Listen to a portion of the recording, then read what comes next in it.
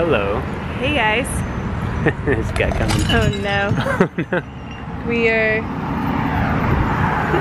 being super awkward in public right now because, as you can see, we're not the best YouTubers. We've been putting up videos like once a week, so we thought we'd come to you from downtown in nature. We've had a pretty long day. We woke up pretty early to go to the INM office. Yeah. We had a couple business items to take care of. We had to request permission to leave the country. Permiso, salida y regresar. Something like that. So we're still in the middle of our process to become temporary residents, which means if you don't have your card yet and you're wanting to leave the country during that, you have to ask permission to leave, and then like they give you some kind of permit, so you leave, and then when you come back you turn it back in to like prove like, hey, I'm back. It's basically the an adult version of a hall pass. Yes. You have to get this little thing stamped and then return it once you're back in the country. Yeah, so we had to go do that, and then while we were there, they actually said we could go ahead and make our appointment for our fingerprints. That's the next step to getting your card. But since we kind of like jumped the line, we didn't get the email notifying us that we could make the appointment. We just asked if we could there. Like we had to like sign in again and wait in a whole nother line just for that. And it was like another 90 minutes. So at least we don't have to make another trip though. That's true. We spent all morning there and a little bit of our afternoon there. Yeah, I think we're there from like 8:45 to 1 o'clock. Does that sound fair? 1 p.m.? About that, yeah. Sorry. There's buses flying by. Sorry, we're waiting at our bus stop right now, actually, for our bus to take us back home. Yeah. But we figured, like, since we're at home a lot, this was our opportunity to show you a bit of downtown. Like, we couldn't film anything at INM, obviously, but they're pretty strict about that. Let's do a 360 real quick. Oh yeah.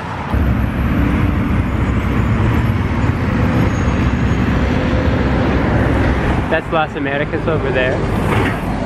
Yeah, we're right by the mall, so that's kind of where we went to decompress after our busy day. We had lunch at Chedraui, which is one of the big like shopping, or I guess it's like a department, no, it's like a Walmart? I don't know. It's just like a super Walmart. It's got a grocery store, department store. A super Kroger maybe. But it worked out well. It was a 20 peso lunch, 22 pesos for rice and beans and tortillas. We went with a simple lunch. Yeah, so yeah, like a little over $1 for... We met up with friends after that, and our coffee at Starbucks was over 100 pesos more than our lunch. Yeah, it was expensive for Starbucks. It's still like the same price here as it is anywhere else, but we deserved it after that long day waiting. We knew what we were getting into when we moved to Mexico with a slower pace of life, but it's like we wish this so much, and then we're experiencing what a real slow pace life feels like. It was like a monkey paw wish. Yeah. Where our wish comes true, technically. Technically, yeah, it's slower pace, so everything. But we were talking about it afterwards, and we knew what we were getting into, so I think we wouldn't trade it for the world, though. I'm glad this is the life we chose. We were trying to put into perspective, like, well, if we weren't here, we'd be sitting in windowless offices doing stuff that we don't necessarily, like, that, doesn't fulfill us. We're not passionate about, and it would just be stressful, and this might be stressful, and you might be, waiting around longer. Hold on, there's a bus. Oh, this is our bus. We'll talk to you in a minute. Oh, shit.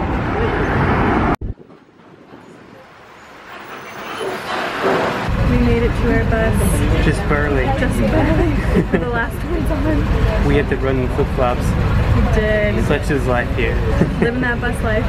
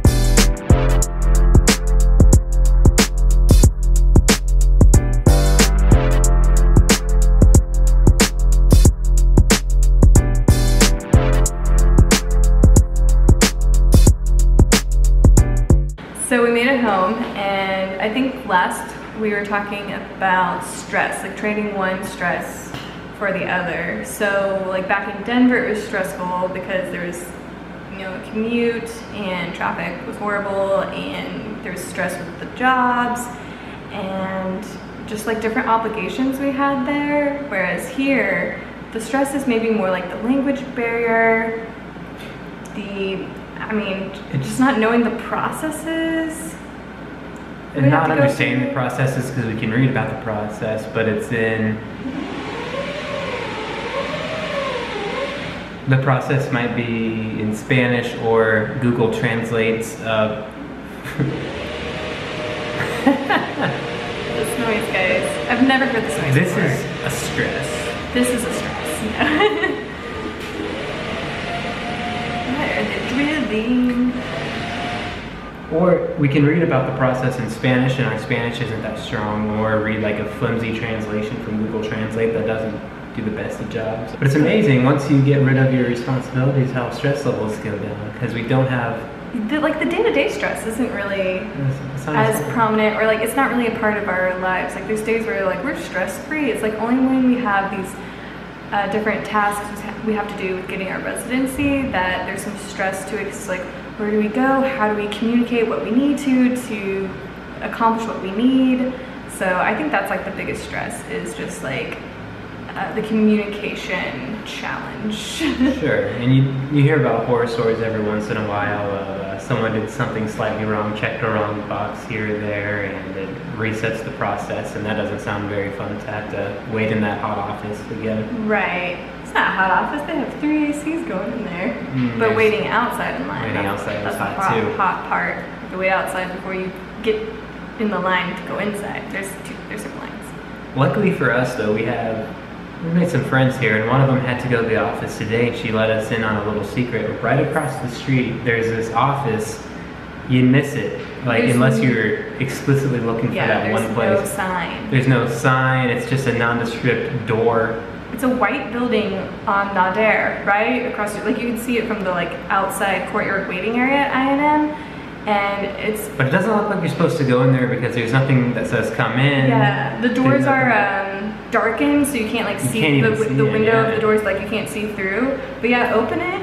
Go in there if you need help, because they will do all the forms for you there. And I think it was like 300 pesos for each of us to have the request to leave process done for us. So it was very convenient. We could have done it ourselves, but we didn't know what to expect. We didn't know what to expect, and our friend had done this several times before.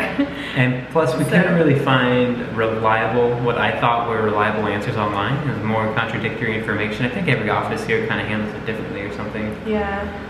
So we didn't know what to expect. So $15 per person was well worth it, and we didn't have to worry about it. She just told us exactly what to do. Yeah, because we were kind of afraid that, you know, we might be denied being able to exit, because you do have to write a letter stating why you're leaving, and I guess if it's not a good enough reason for your exit, they might deny you. So there's that risk, and we already bought our plane tickets, which you actually do have to prove that you bought your tickets. Like we had to show that we had our tickets of like when we were leaving and when we were coming back. And this process does allow you to stay out of Mexico for 60 days. But I mean, our tickets show we're only out for like 2.5 weeks. But I don't think they really reject too many people. Our friend left Mexico to go to a concert.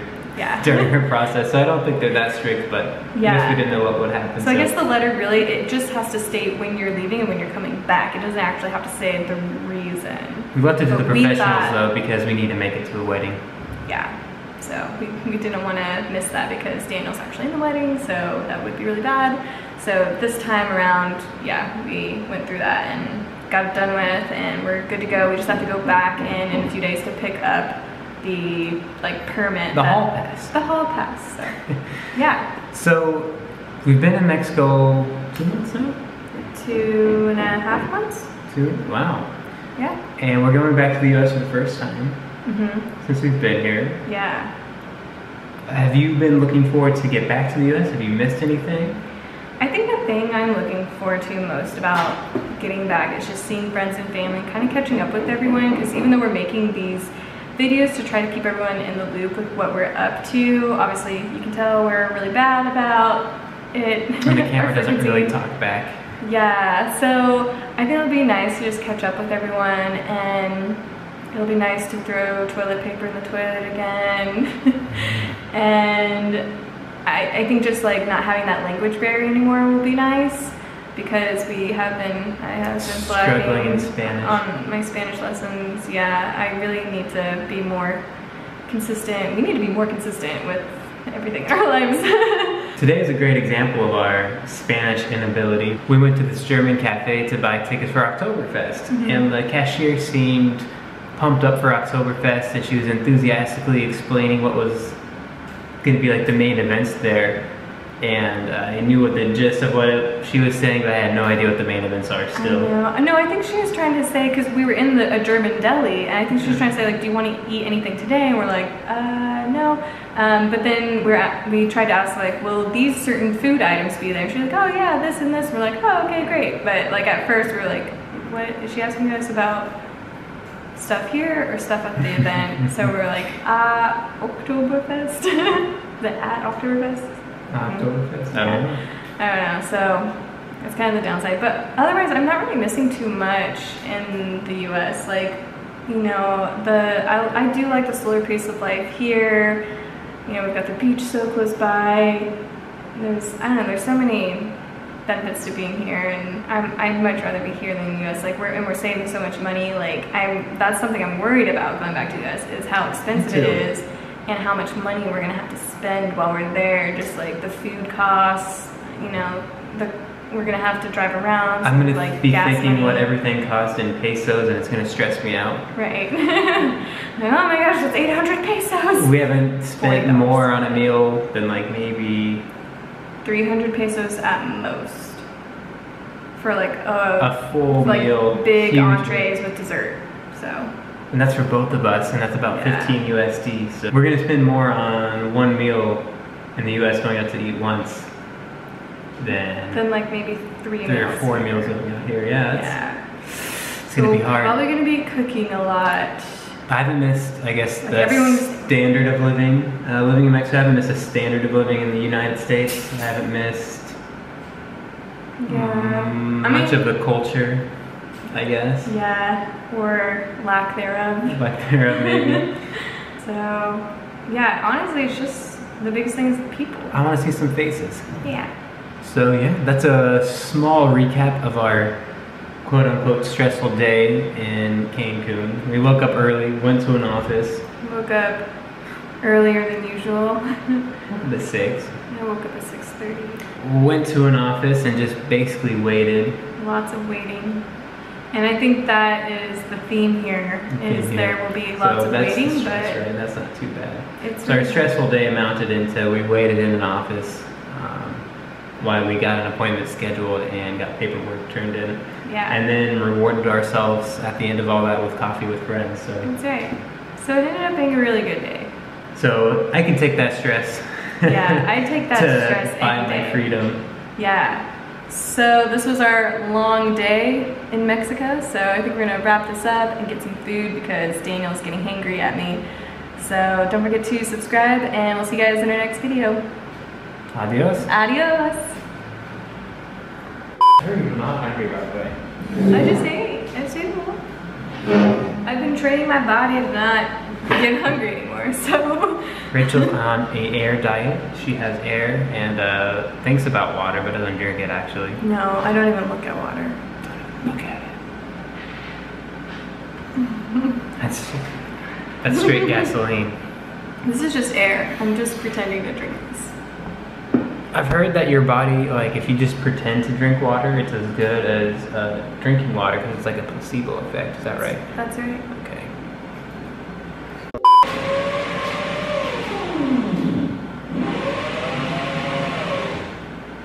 What is happening right now? Sounds like a power drill. But it sounds like they're drilling into our apartment, and our apartment doesn't touch their apartment. Is it long drill bit? It sounds like it might be like out, like on the breezeway. Anyway, they stopped. So good. So we made it home, and I think we left off talking about stress.